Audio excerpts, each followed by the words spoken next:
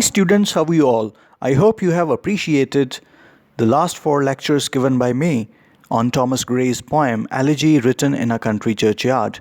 In this lecture also, let's continue the poem. One morn I missed him on the customed hill, along the heath and near his favourite tree. Another came, nor yet beside the rill, nor up the lawn, nor at the wood was he. The next with dirges due in sad array. Slow through the church way path we saw him borne. Approach and read, for thou canst read the lay graved on the stone beneath yon aged thorn.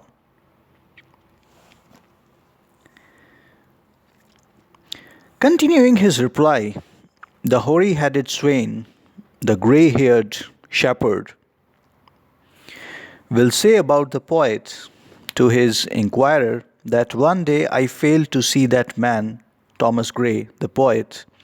I did not see him at any of the places he was accustomed to visit, that is, he was in the habit of going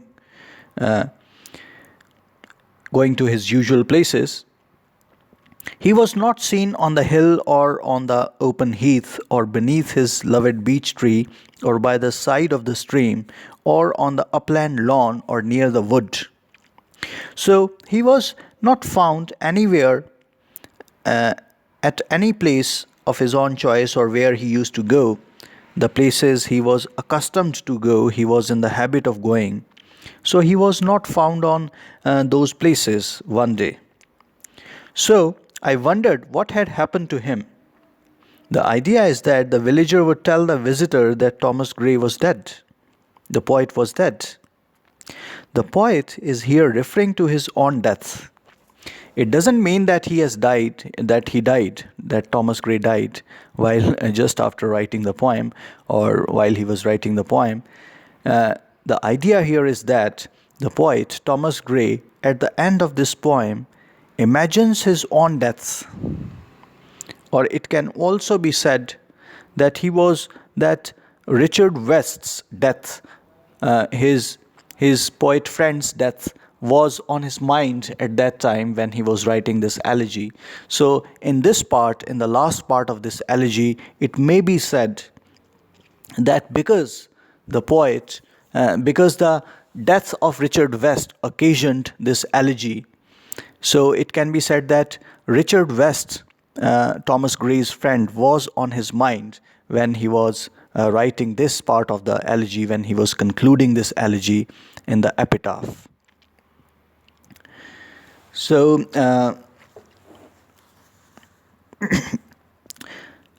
now it means the next morning came, but Thomas Gray, or the poet persona of this poem, did not appear.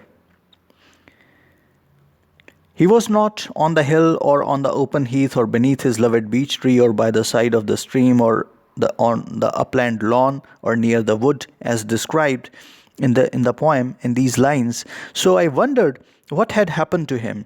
The idea is that the villager would tell the visitor that Thomas Gray, or the poet persona of this poem, was no more, was dead. So the next with dirges due in sad array, slow through the church way path we saw him borne. B-O-R-N-E, born. It means it is the second and third form of bear, a word which is used for carrying something, to carry something somewhere. That the point was that his dead body was carried to the churchway path.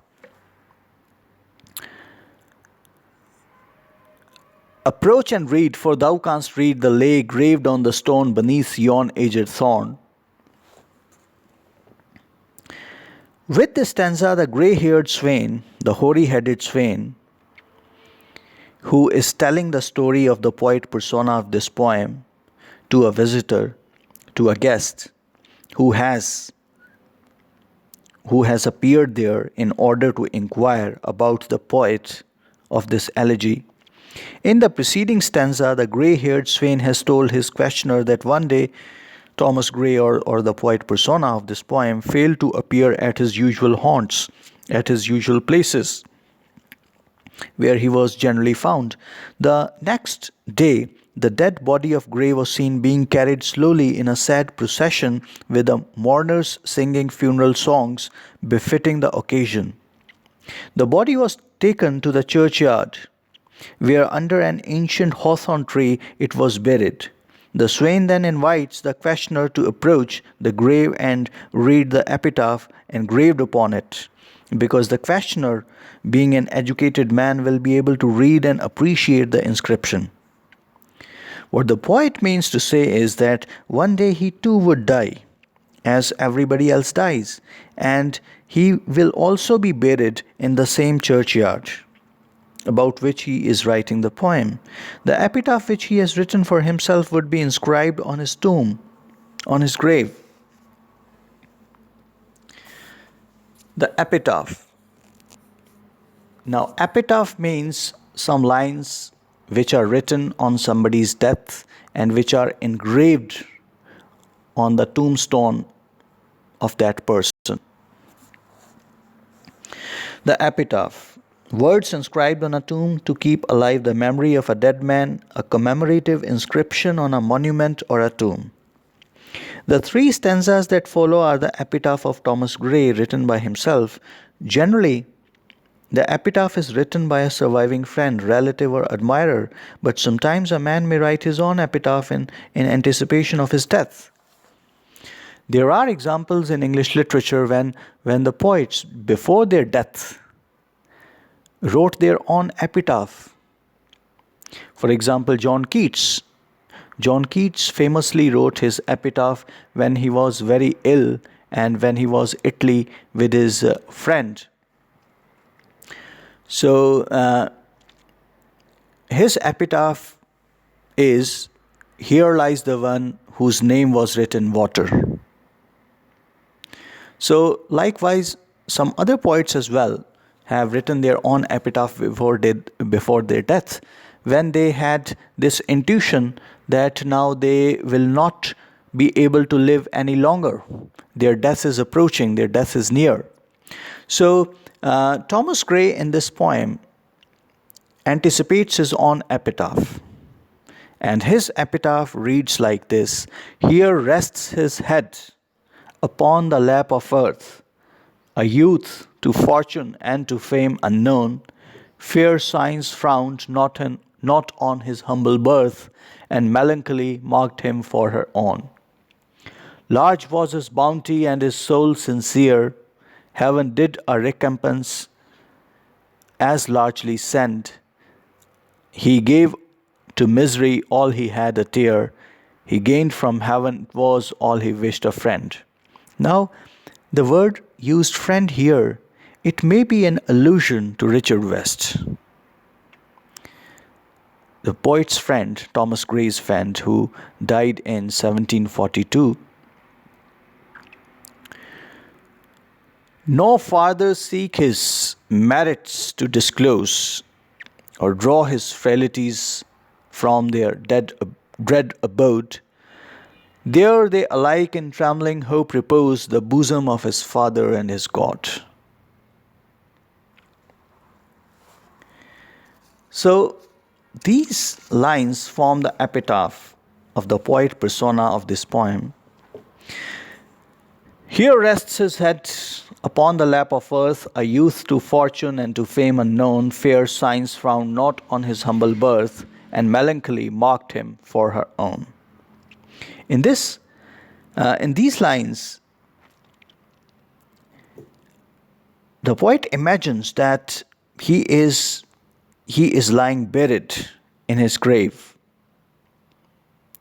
A young man who attained neither name nor any financial success in his life. He did not earn any money.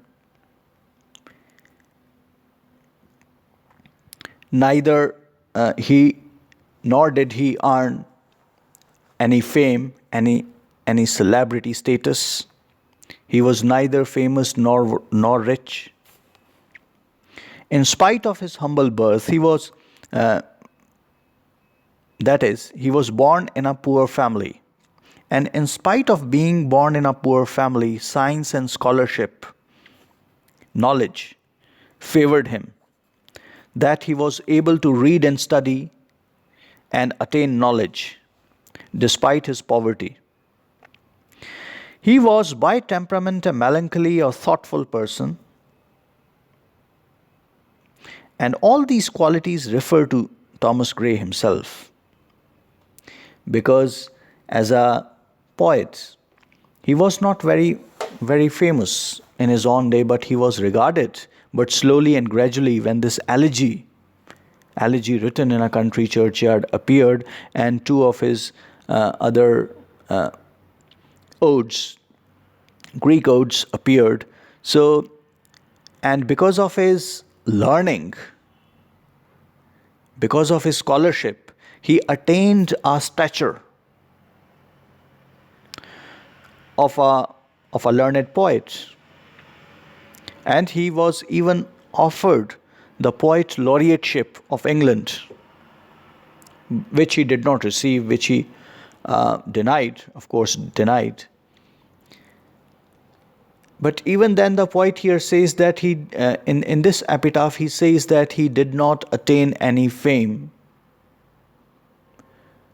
and nor did he attain any kind of fortune, any wealth, any money. It is true that he was not wealthy, he was not very rich. And it is also true that he was from a humble family, from a poor family, his family was not very he was not very well off from his family, as he was raised by his mother, who used to run a shop in a provincial place in England. And melancholy marked him for her own. He was very melancholic by nature, very serious, grave. And it is with all the poets of pre-Romantic period, whether he was William Cooper, William Collins, Thomas Gray, James Thomson, all these poets were marked by a sense of melancholy, sadness. Large was his bounty, and his soul sincere. Heaven did a recompense as largely sent. He gave to misery all he had a tear. He gained from heaven, it was all he wished a friend. The man who lies buried in this grave, namely the poet, Gray himself, was large-hearted. He was generous and sincere. God richly compensated him for all his wants and deficiencies. He was not a rich man, but he gave to the poor and needy all his sympathy. He did not have any money so that he could help the poor people, but he had a poetic talent, a poetic gift, and he was large-hearted. So he could give only sympathy, only his sympathy to the poor people, which he of course gave. He felt deeply for the misfortunes of people and was often moved to tears by their distress. He expected no material reward from God. All he wished from God was divine protection, and that he did get. No farther seek his merits to disclose, or draw his frailties from their dread abode. There they alike in trembling hope repose, the bosom of his Father and his God. Let this man, the poet, lie peacefully in his grave, and let his faults and virtues not be analyzed any further. Some of his qualities have already been pointed out above, and let this analysis be carried no further. Both his virtues and faults lie in their fearful dwelling place, that is, the grave, and in a state of trembling expectation. His virtues expect to be rewarded in heaven, and his faults hope to be pardoned by God. Let him lie restfully on the bosom of his Father, the Almighty God. he remembers God at the end of the poem, and he says that now, I want to lie peacefully in the bosom, in the heart of God. I want God's mercy. So this is the end of the epitaph, and this is all, of course, the end of the elegy, Thomas Gray's elegy written in a country churchyard. Also, so this is Thomas Gray's elegy written in a country churchyard. I hope you have appreciated this poem and got the point and the gist of this poem and its idea. So I thank you all for listening to me and watching this series of 5 video lectures with there's also some of their parts. So thank you for watching.